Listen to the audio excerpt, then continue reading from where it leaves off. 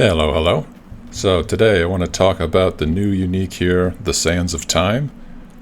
In particular, using this unique with Triggerbots on the Shadow class. So the way this skill works, Sands of Time, it summons these clones of yourself, and after you summon 3 clones, they all use the spell that you used when you summon it. So it makes more sense just to look and see. So I've got Ball of Lightning here. It's easy to demo. I cast once, cast a little clone there, cast again, you get a second clone, and then 3 clones, all the balls fly out.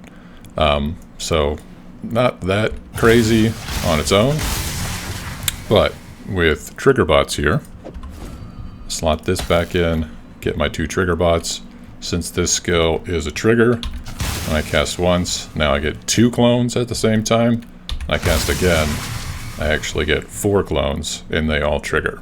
So it's a massive improvement. You both get like the 4th trigger. So look here in the corner, you go to 2 up to 4. So all 4 of them get cast, and it only takes 2 casts to trigger it.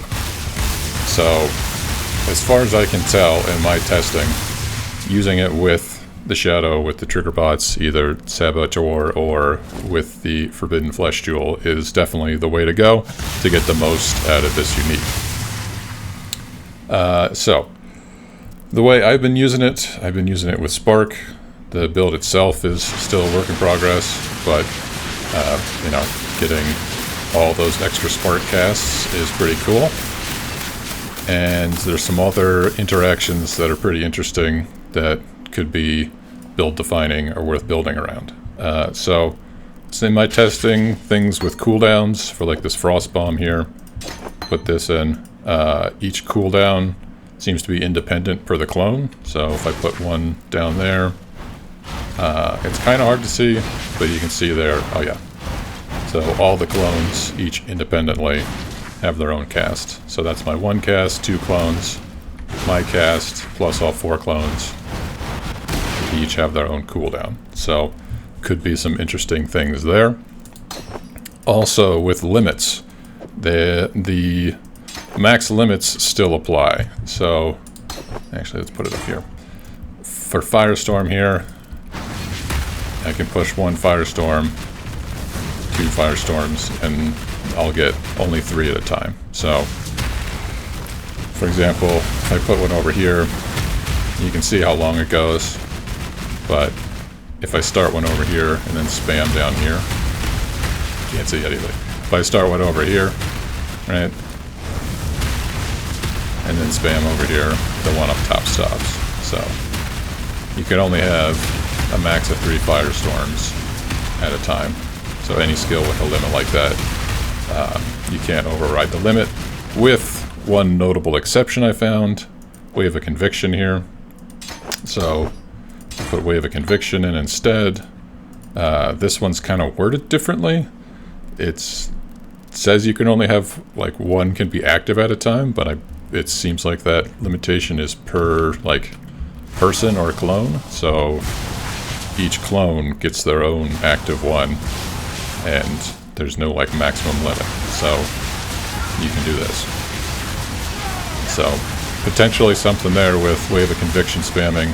I'm too poor to spend all my money on other things to try the Tarathis gem, but I would assume it works the same, where you could spam Wave of Conviction, and even though my waves, I'm still limited by 1, but each of the clones are not. So like if I stand here, barely meets the bridge there, and now you can see all the clones' waves all over the place. So, pretty cool stuff there, perhaps. Other things worth noting. Another weird thing I tested is with Discharge.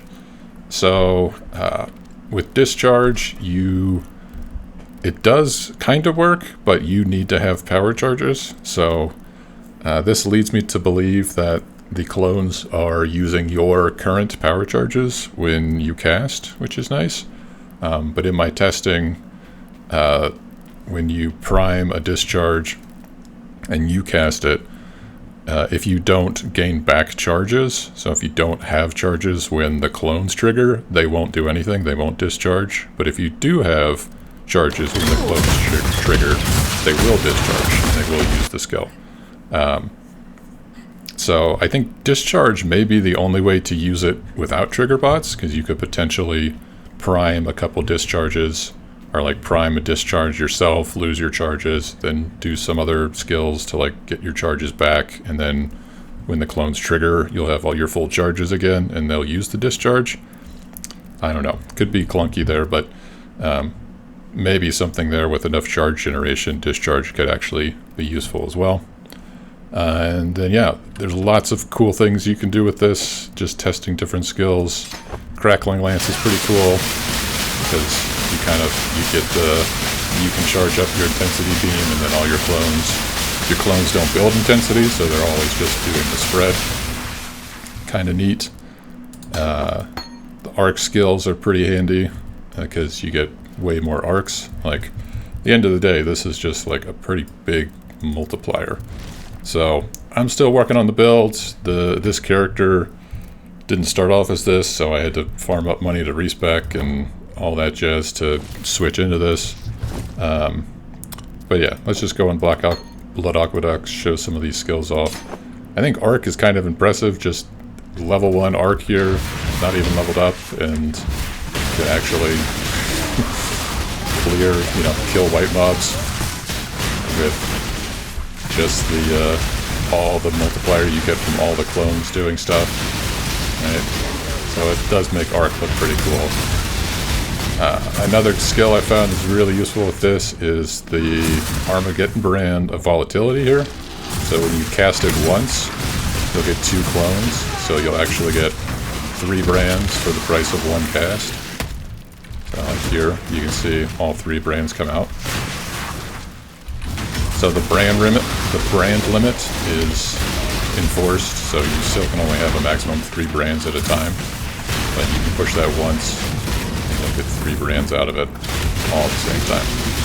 So yeah, pretty cool to have so much power in one item that it's like, oh yeah, this level 1 arc, by the way, is actually doing stuff. So this is more just to kind of take a look and see what it looks like. Yeah, Arc of Oscillating. I think the Oscillating one's actually cooler. It's every single one. They can chain more. But similar vibe there. And yeah, for the actual skill, right now I'm using Spark and Frostblink of Wintry Blast. Ooh, yeah, I should mention that. You can notice the instant skills don't work. So normal Frostblink with the instant skill like this, no clones, but with the Wintry Blast one, you do get clones. So really, that could be the whole build there, just Wintry Blasting through things. And you can see all those clones also use the Wintry Blast.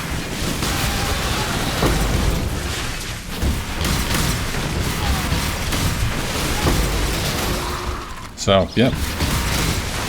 Lots of cool potential with this skill, or with this item, and definitely needs to be on a shadow. You can definitely go Saboteur.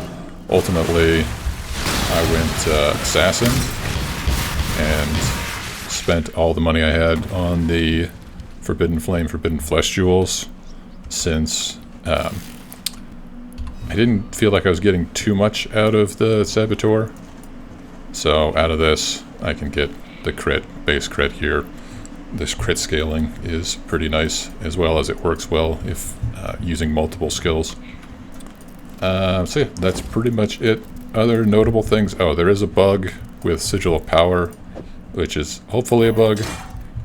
Sigil of Power doesn't work, which is kind of unfortunate because it would be great. But you can see my first one I cast is here, but then the clones will cast it, and if I, spend mana here, the sigil doesn't ramp up like it's supposed to. So, hopefully that gets fixed. See, when I take that off, that's what it's supposed to look like. That's the only real bug with it so far. And yeah, but other than that, grab one while you still can and have some fun with it. Lots of fun things you can do with this. That's all. Have a good one.